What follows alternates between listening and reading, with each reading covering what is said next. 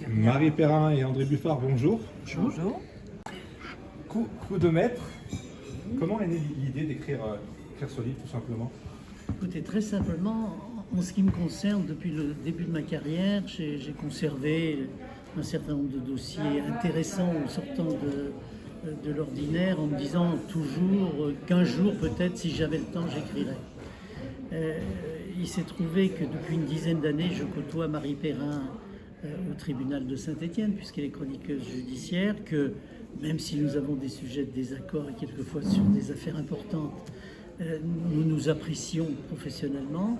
Et Marie Perrin, un jour, m'a dit et si on écrivait sur toutes ces histoires que tu as vécues, est-ce que tu serais d'accord? Est-ce que tu serais disposé à répondre à un certain nombre de questions sur le métier, sur ta carrière, et puis aussi à ce qu'on écrive sur un certain nombre d'affaires que tu as connues. Voilà, c'est de là d'où est né ce projet, et puis très rapidement nous l'avons mis en route. Comme on est dans le milieu de la justice, Oui. est-ce qu'il y a un droit de réserve, des choses qu'on ne peut pas sortir, des choses qu'on doit garder dans des dossiers classés? Il y a deux choses. D'abord, on peut parler des affaires qui ont été jugées, puisqu'elles ont été publiques, que les éléments sont publics. Après, même si ces affaires ont un caractère public, vous devez toujours faire en sorte de ne pas citer les noms ou les lieux pour que les descendants ou ceux qui ont pu connaître ces affaires-là se sentent impliqués ou puissent souffrir de l'évocation de l'affaire. Quelle est l'affaire qui vous a plus impressionné dans toute votre carrière? C'est difficile parce que, si vous voulez, toute affaire est exceptionnelle quand on la vit et quand on la plaide.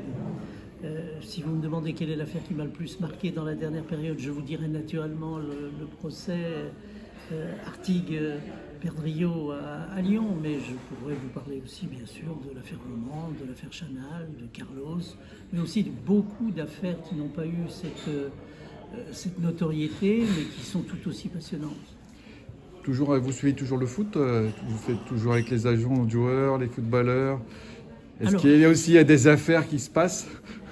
Alors le foot, le problème est un peu différent. D'abord, je ne suis plus avec l'avion des joueurs, puisque j'ai effectivement vécu ça quand j'étais dirigeant de la Saint-Étienne. Ça fait une quarantaine d'années. Donc après, j'ai continué à connaître le foot de l'intérieur, puisque j'ai été l'avocat de beaucoup de joueurs, de beaucoup de clubs, et que j'ai négocié des contrats un petit peu aux quatre coins de la planète. Ce qui fait qu'aujourd'hui encore, j'interviens pour la négociation de contrats pour des joueurs, pour des clubs, mais que je ne suis plus impliqué directement auprès d'un club particulier. Comment vous vivez le fait que la plupart des Français, ou une grande majorité aujourd'hui, rejettent la justice et se disent que finalement la justice n'est pas juste, finalement, le bon terme? Alors moi, je veux bien répondre là-dessus parce que ce livre, il est fait aussi pour aborder les coulisses de la justice, pour faire comprendre aux gens que la justice, c'est pas simplement une déclaration plus ou moins fracassante sur les marches d'un palais de justice, qu'il faut pousser les portes d'un tribunal, il faut aller voir fonctionner une correctionnelle, une cour d'assises, et c'est ce que ce livre explique aussi. C'est pas que du spectacle, il y a aussi beaucoup de travail derrière, et puis il y a l'innocence, la liberté d'un homme, d'un individu, et il ne faut pas juger comme ça la justice sans savoir, il faut entrer dans les tribunaux et aller regarder comment ça se passe vraiment. Vous voulez nous dire que ce livre a un rôle pédagogique? S'il peut avoir un rôle pédagogique, on en sera très content, parce que moi c'est ce que j'essaie de faire au niveau du progrès, avec des coulisses, des rubriques qui s'appellent Un an au palais notamment, mais ce livre aussi, ouais, effectivement, a pour vocation d'expliquer qu'il y a beaucoup de travail derrière tout procès, il y a énormément de travail. Le fait qu'il soit édité avec Le Progrès, c'est une édition qui est finalement locale, ou c'est quelque chose qu'on retrouve dans toute la France? Est-ce que vous allez le présenter dans d'autres régions? Comment c'est prévu finalement cette promotion? Alors, le livre est essentiellement diffusé sur les 5 départements du groupe Progrès, Loire, Haute-Loire, Rhône, Ain et Jura. Mais il est également en vente sur le site internet du Progrès, donc sans aucune frontière. C'est un peu la question bête, parce que chaque fois je pose la question, et on me dit aujourd'hui qu'Internet, on peut l'acheter de partout. C'est exactement ça. Et il faut d'ailleurs l'acheter de partout. Et comment il est accueilli par les lecteurs du Progrès? Vous avez des retours un peu? Parce que d'habitude, c'est pas le genre de livre qui sort, le Progrès, dans les choses spéciales. C'est vrai, mais le Progrès essaye de développer justement cet aspect un petit peu local et de promotion des talents locaux.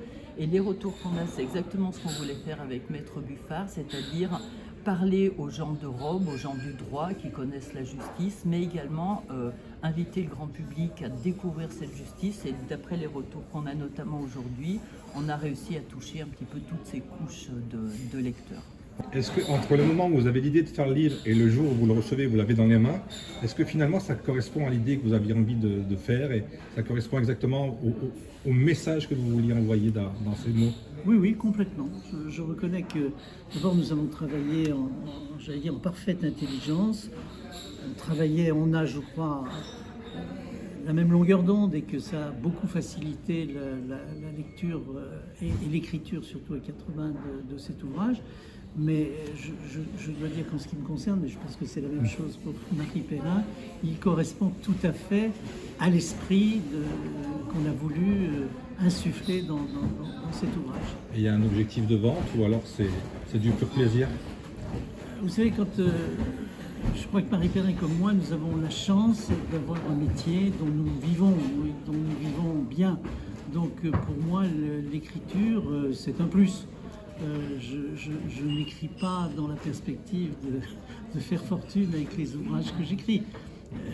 J'ai plaisir à écrire, c'est une activité très, très différente de celle qui est la mienne, puisqu'habituellement je parle et que écrire c'est quelque chose de très différent mais de tout aussi passionnant. Et aujourd'hui vous êtes déjà sur de nouveaux projets ou alors c'était un petit policier stéphanois? Non, mais alors on est, je crois, l'un et l'autre déjà en piste pour d'autres projets communs et d'autres projets en ce qui me concerne aussi.